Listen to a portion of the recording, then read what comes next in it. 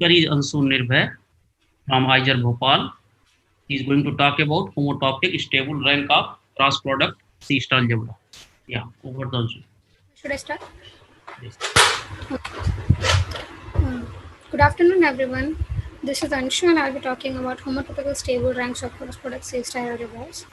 There are essentially two homotopical stable ranks for C-star algebras, but I will be restricting myself towards only one stable rank, which is called general stable rank.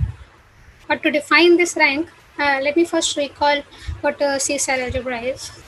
A C-star algebra is a Banach algebra with a map star such that the following holds.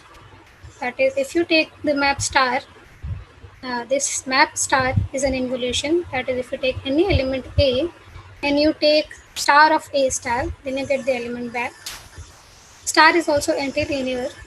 If you take any lambda in C and you take an element A and you take the star of lambda A, you get lambda bar A star, where this lambda bar is just the complex conjugate in the complex numbers.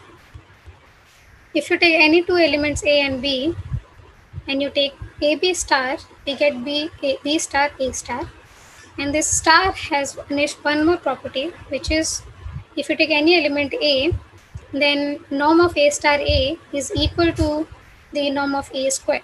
Now all of these should happen for all elements lambda in C and for all elements A and B in A. This last property is also known as C star identity. Now, if we consider the complex numbers with the usual addition, usual multiplication, usual complex conjugation, and the usual absolute value map, then C is a C star algebra. It's very easy to check, anyone can do this.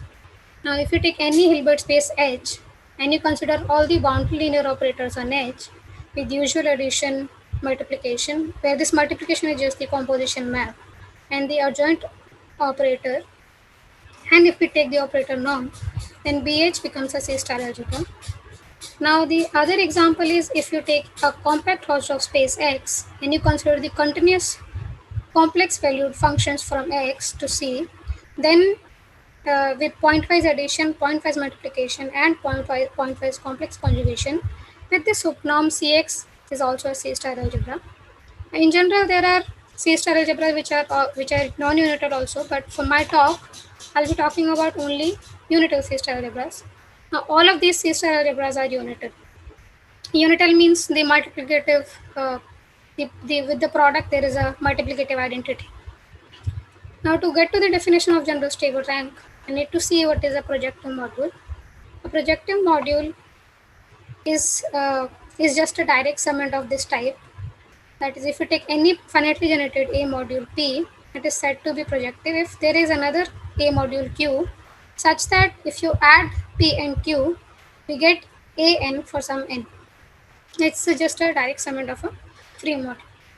Now we are interested in the following question. If we are given a C star algebra A, and if there is a projective module P given, such that P plus A is it's actually called stably free, which means if we add a copy of A, we get AN, then when can we conclude that P is also isomorphic to AN minus 1? This is not always true, but we want to see when this is happening. Now, let's come to the definition of general stable rank. This rank was defined by Refill in 1983, and this rank also satisfies a nice property, that is, if you take any two homotopically equivalent C star algebras, they have the same rank. Now, the general stable rank is defined as follows. Given a C star algebra A, this is the least natural number n, such that for any projective module P, if we consider the projective module P such that P plus A is AM for some M, and it implies that P is isomorphic to AM minus 1. So this should happen for all M which are bigger than this number n. In other words, GSR is the smallest number M of this type. Okay. Now let us see an example. Consider the C star algebra C.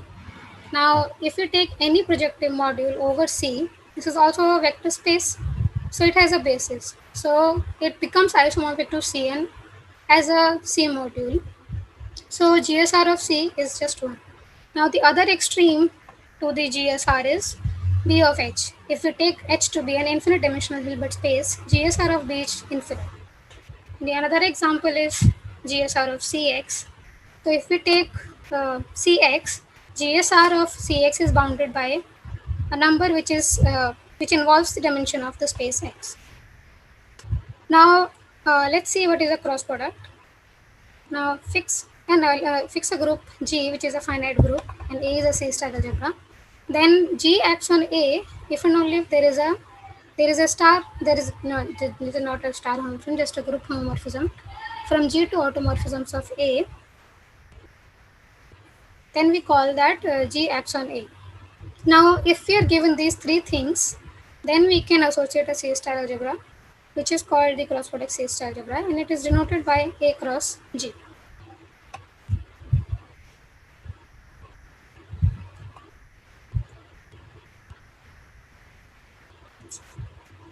Okay. Now, for a finite group, the cross product C-star algebras are nicely describable. In general, it's not that easy, but for finite groups, I can do it in this short talk also. So what we do is take an element G and associate an function UG in CCGA alpha, where this function UG takes values 0 and 1, where it is 1 if and only if H is equal to G. So these functions are like Dirac functions, and the product here is the convolution of the usual LP spaces, but with a twist. And the cross product C-star algebra is the universal C-star algebra generated by this C-star algebra A and these functions Uj, such that this relation should happen. Now let's see a small example. So if we take the group Z2 and if we are given an action, then if we take the image of 1 here, it is alpha 1, and alpha 1 will also satisfy alpha 1 square is identity.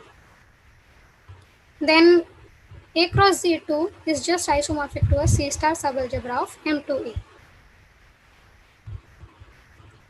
Now we are interested in the following question, that is, can we compute the GSR of A cross G in terms of GSR of A?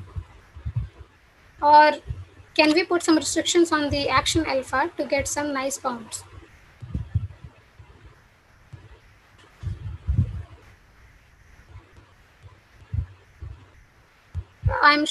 There's a message showing up here. Please move this window away from the shared application. Do I have to do something with this? Am I audible? Yeah, you are audible. Maybe I will request to Dr. Day to take care of that. Okay. Is there something wrong with my side? Oh, I think it's just fine. It doesn't bother. I don't know how this is coming. Yeah, it happened with another speaker also, but I don't know. So I should just continue, okay? Yeah, Okay, maybe. so we put the following restriction on the action, which is called the Rocklin action. An action alpha is called a Rocklin action if it follows the following properties. My screen froze.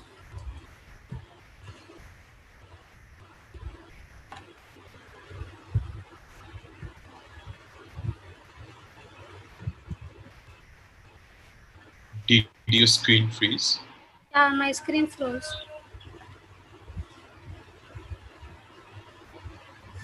Okay.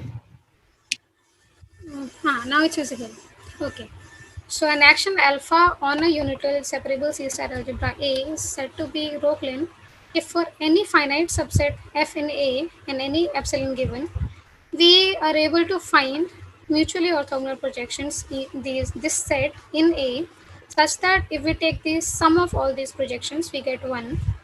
And this alpha action moves these projections a little bit with this nicely behaved this alpha G of EH is just E of GH, And if you take any element A from F, then it almost commutes with all these projections. Now, Rockline action, to define a Rockline action, the C-star algebra has to have a lot of projections. So we can't really talk about Rockline actions on projection-less C-star algebras.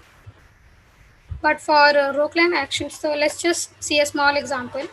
If we take a group G and we define an action of G on CG, which is defined as follows, where G takes alpha G and alpha G takes any function F2, it just takes the value f of G inverse X. This action is Rockline with the Dirac functions as projections. So we get the following result, that is if the GSR of A cross G is bounded by some numbers which depends on where these numbers, this is just the GSR of A and order of G. So GSR of A cross G depends on GSR of A and the group. Now there is another stable rank which is called connector stable rank. For connector stable rank also we get a similar bound for the cross product.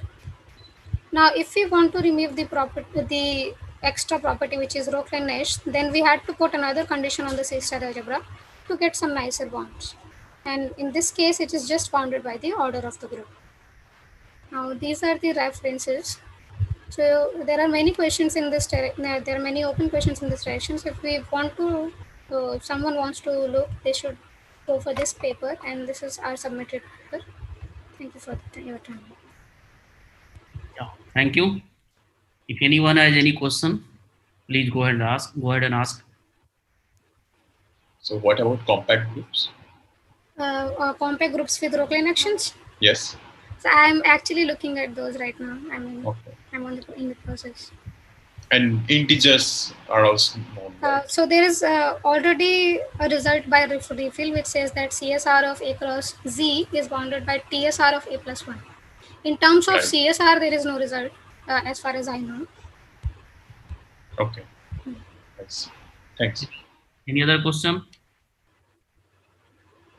Okay. If there is no other question, please.